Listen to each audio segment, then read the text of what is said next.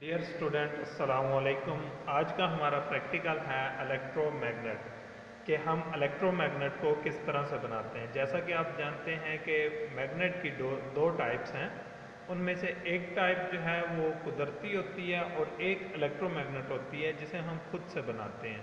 तो आज का जो हमारा प्रैक्टिकल है वो हमने इलेक्ट्रोमैग्नेट बनाना है। जैसा कि आप 5 या 6 क्लास की साइंस में हम जैसा कि एक सेल और एक आयरन का पीस लेके या एक कील के ऊपर कुछ वायर को लपेट के हम उसको जो है मैग्नेट बनाते हैं, तो इसी तरह अब यहाँ हमने वही प्रैक्टिकल उसको थोड़ा सा हाई लेवल पर आके करना है।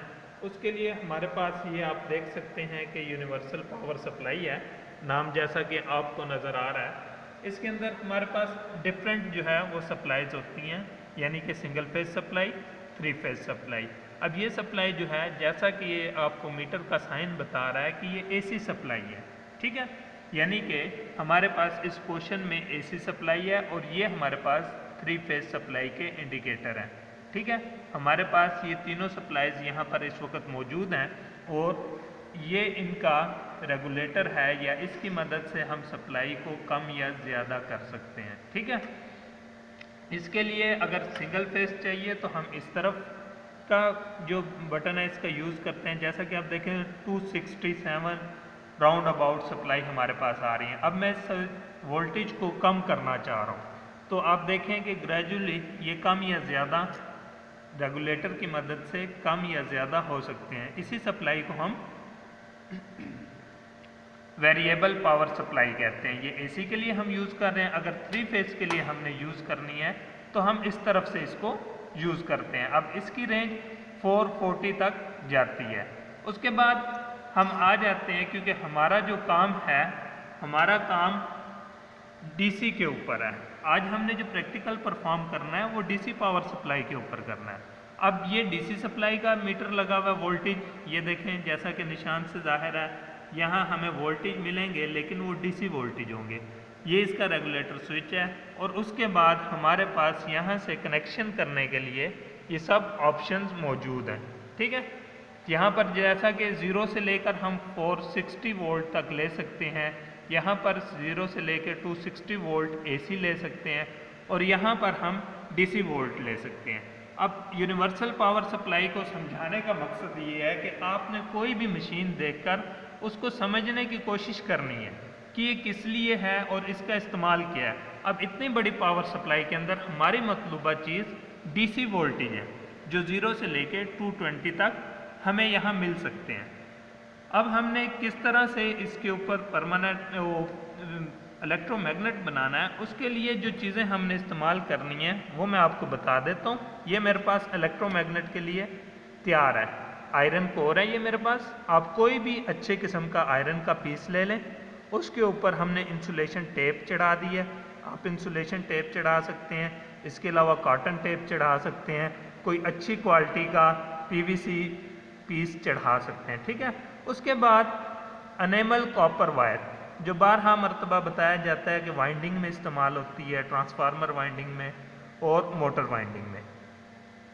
अब इस कॉपर वायर के हमने इसके ऊपर टर्न्स दिए हुए हैं और बहुत ज़्यादा टर्न इस वजह से हमने दिए हैं ताकि इसके अंदर से जब सप्लाई गुजरे तो स्ट्रॉन्ग मैग्नेट पैदा हो।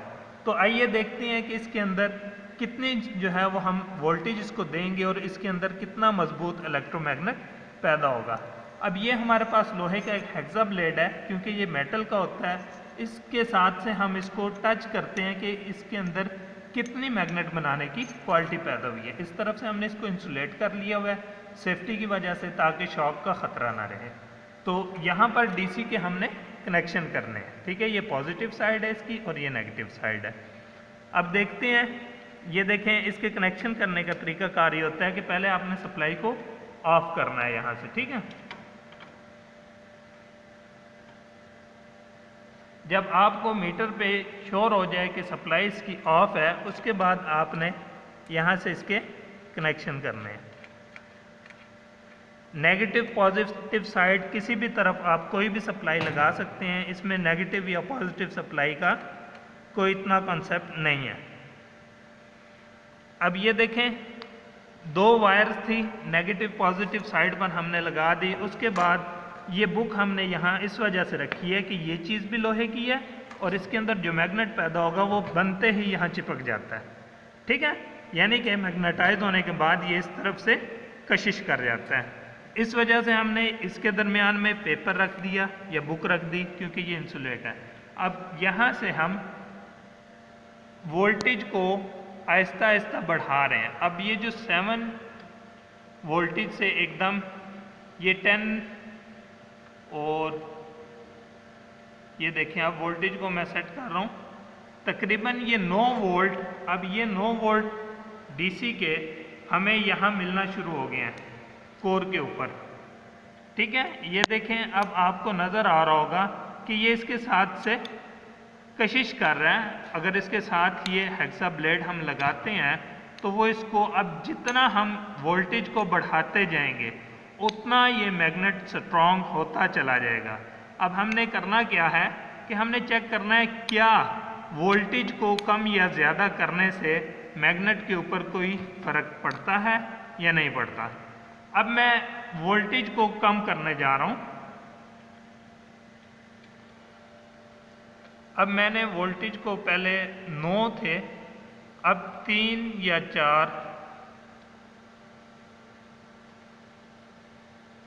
इसको मैंने 2 वोल्ट के ऊपर सेट किया और आप देखें कि अभी भी इसके अंदर कुछ ना कुछ मैग्नेट है, लेकिन वो बहुत वीक है। तो इससे हमें ये पता चल रहा है कि जितना हम वोल्टेज को बढ़ाते जाएंगे, अब वोल्टेज को मैंने कुछ ज़्यादा कर रहा हूँ, अब देखें इसका मैग्नेट स्ट्रॉन्ग हो गया। तो ये था आज का हमारा प्रैक्टिकल कि हम इलेक्ट्रोमैग्नेट किस तरह से बना सकते हैं और इसको हम कैसे इस्तेमाल करते हैं। तो अगर इस प्रैक्टिकल के बारे में आपको कोई चीज़ समझ ना आई हो तो आप दोबारा पूछ सकते हैं। बिल्कुल सिंपल सा है, आयरन कोर, उसके ऊपर हमने एनेमल कॉपर वायर के टर्न दिए हुए हैं, ठीक है, और उसके बाद हमने इसको डीसी पावर सप्लाई के साथ सप्लाई देने के बाद यूज़ किया है। आप इस प्रैक्टिकल को कर सकते हैं खुद भी, लेकिन आपने जो सप्लाई यूज़ करनी है वो डीसी सप्लाई यूज़ करनी है और कम से कम वोल्टेज यूज़ करने हैं। अगर आप ज़्यादा वोल्टेज यूज़ करने की कोशिश करेंगे तो आपका ये इलेक्ट्रोमैग्नेट जो आप बना रहे हैं वायर, ये कॉपर वायर जल जाएगी, हीट अप हो जाएगी और आपका प्रैक्टिकल परफॉर्म नहीं होगा। तो इसकी सेफ्टी यही है कि आपने इसे हमेशा डीसी पर अप्लाई करना है और कम से कम वोल्टेज देने हैं। थैंक यू, अल्लाह हाफिज़।